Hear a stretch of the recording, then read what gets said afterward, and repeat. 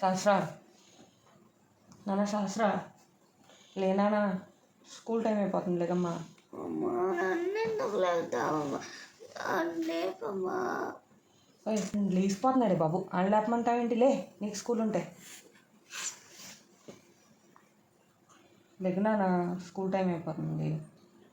లేపమ్మా, ఈజీగానే లేచిపోతాడు. ఆడు ఈజీగా లేచిపోవడం ఏంటే? చిన్నపిల్లని పట్టుకొని లేపమంటావు? అది చిన్నపిల్లలాగా ఆశ లేపుతున్నాడా?